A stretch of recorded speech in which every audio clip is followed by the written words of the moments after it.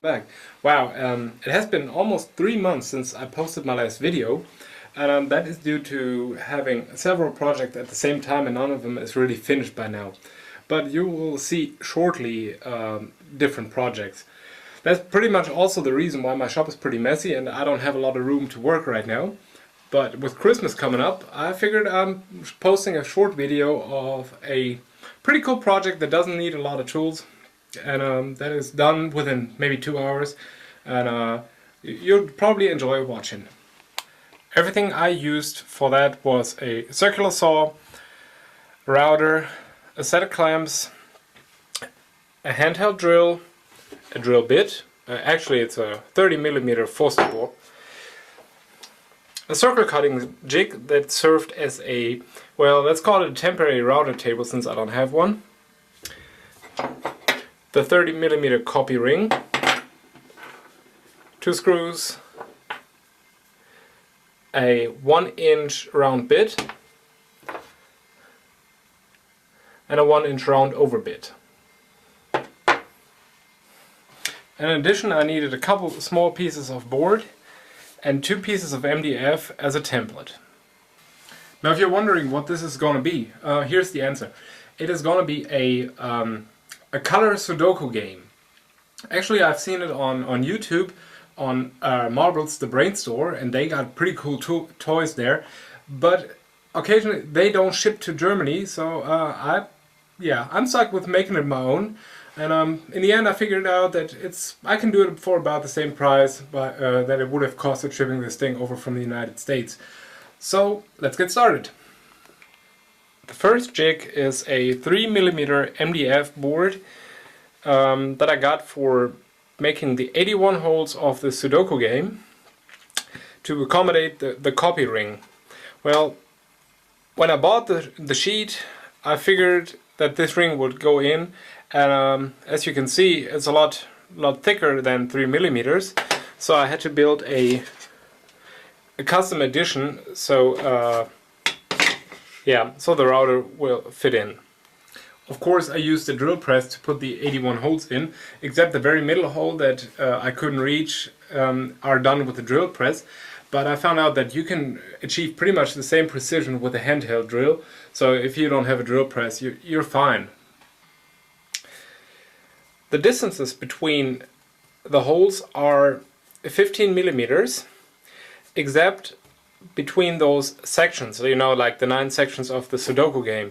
Here I added an extra 1/4 inch for making the squares around it later on. The second template is necessary to make the squares around those 9 sections of the Sudoku game, and the way I planned it is route out 3 lines, flip it around 90 degrees, and do the same thing again.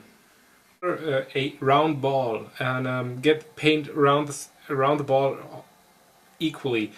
I figured if I put a needle in and hang it, it's the easiest, but put needles in several hundred balls is probably not much fun. So I'm putting the same holes into a scrap piece of wood that are going to use for the game, and just color one side, flip the balls around, and color the other side. Well, so much for the tools. So let's get started.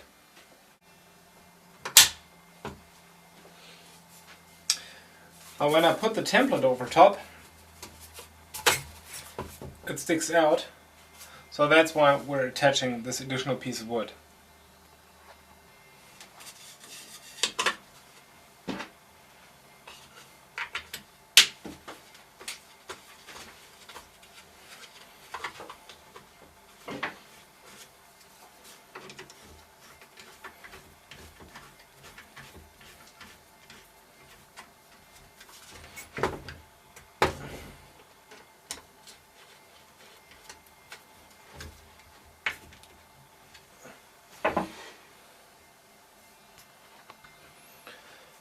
I'm starting with a 1/4 inch straight bit that cuts on the bottom, so we can dip in and put in the squares.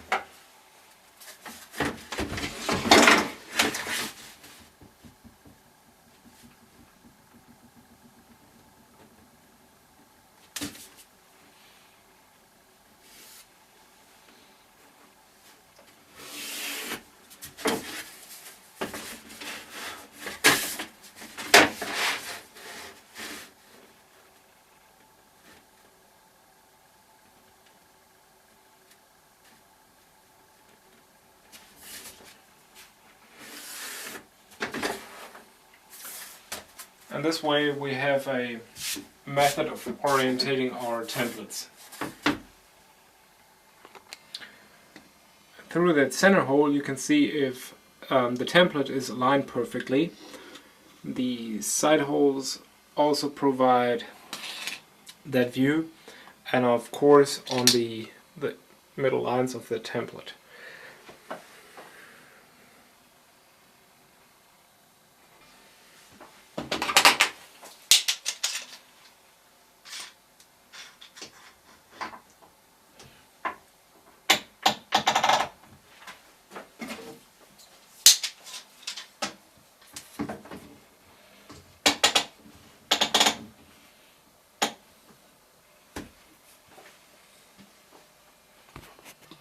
So we are set to start.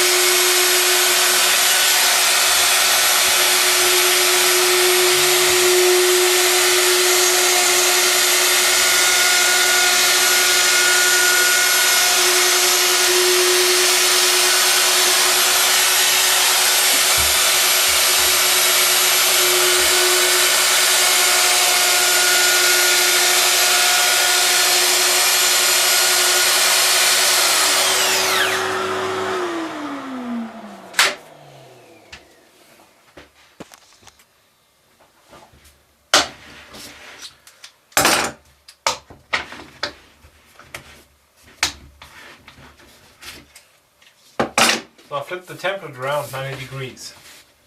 And once again align it in the middle and the sides. That looks good. Now you can see that the template is 90 degrees to the lines that we routed. And by routing now, we complete the 9 squares of the Sudoku game.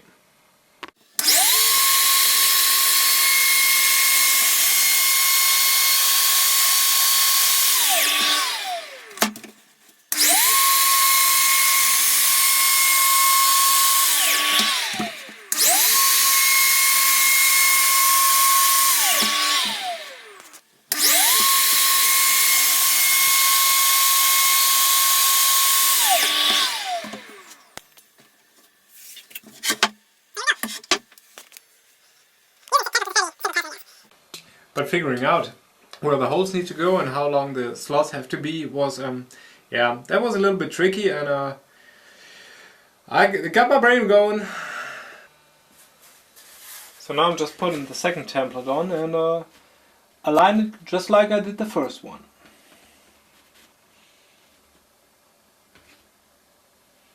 Well, that looks great. I'm changing the straight bit to that 1-inch round bit.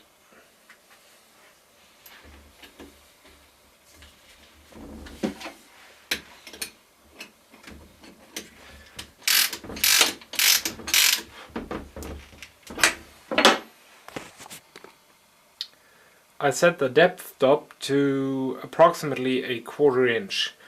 I figured out that this is the best depth for 1-inch balls, so you can still get them in and out easily.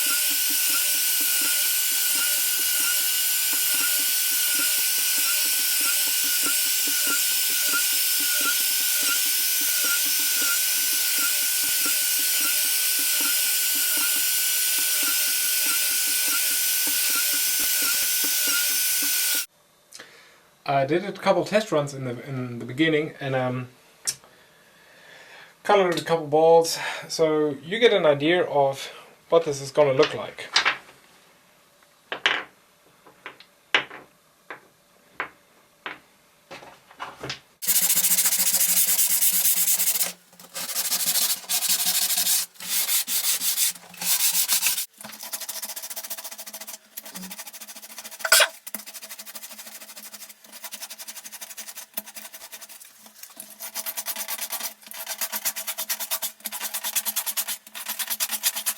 I'm thankful for any suggestion that improves sanding in the holes, because that's a pain in the butt using the thumb and twist it around a couple times for 81 holes.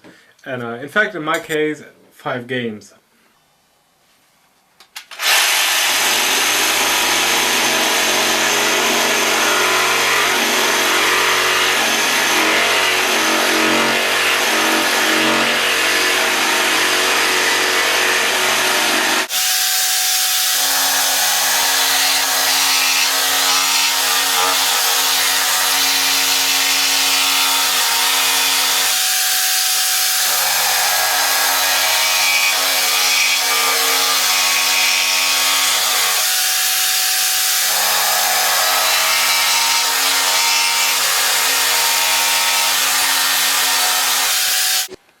That circle cotton jig mounted upside down to the workbench, in addition with a board of the same thickness, serves me as a router table to round over the edges.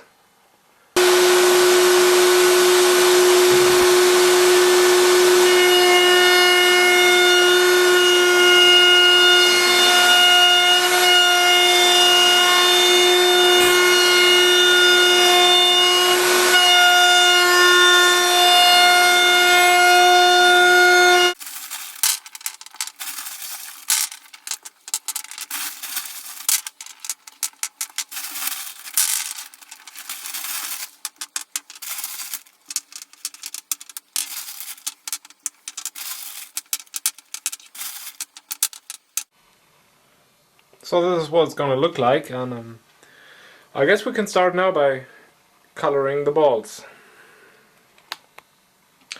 I prefabricated those boards that hold 27 marbles, and I can paint pretty much for 3 games at the same time.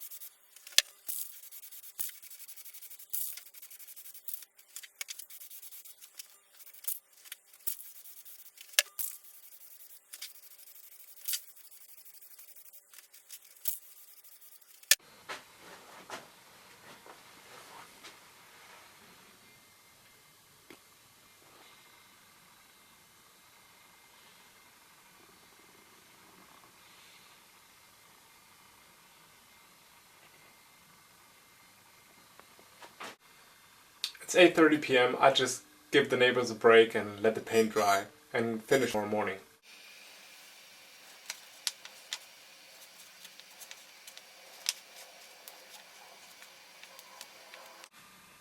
Since I made 3 boards, I'm trying different kind of oils on the different surfaces. I got Baltic birch plywood as well as yeah, what is this stuff called in English anyway? But you're gonna see how it turns out, and I'm gonna decide which one I'm gonna give away for Christmas.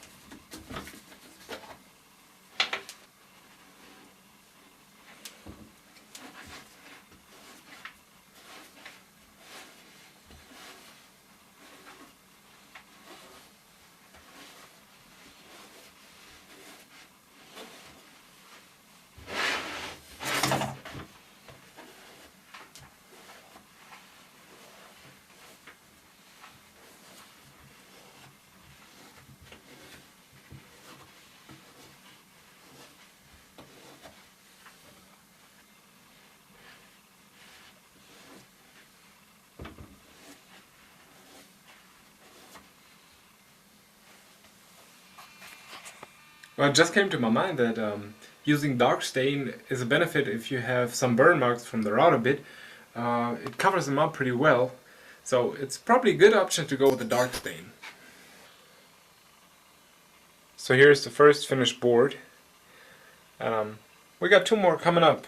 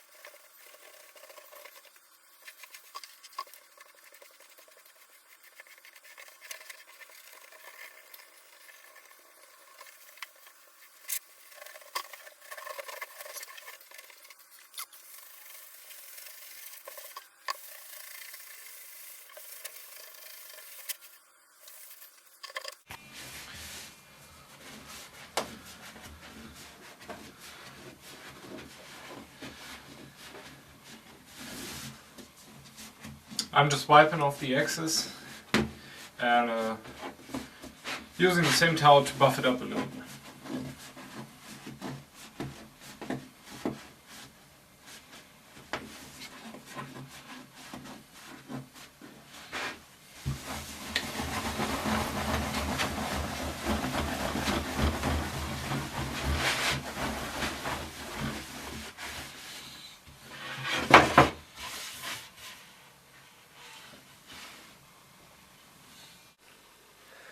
So we're done. Balls are painted, the boards are finished, and now we can put the balls in. I did 2 different designs. One where the squares are only partially seen, and then of course the design where you can see the squares entirely. So up here we got birch that is just sanded. This is birch with a Wenger oil finish, and over here we have beech, just plain sanded and with a regular oil finish.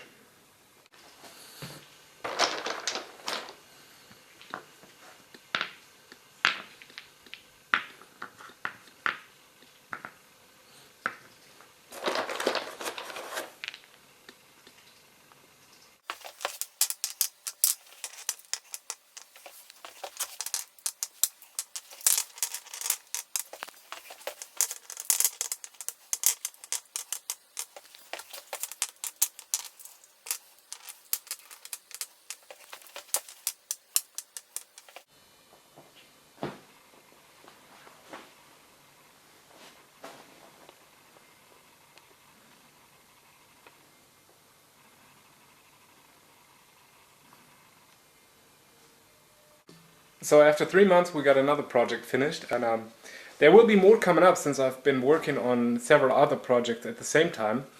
But I'd like to see some of your boards if you happen to make one, and just leave a comment or a picture on my Facebook page, and I'll get back to you.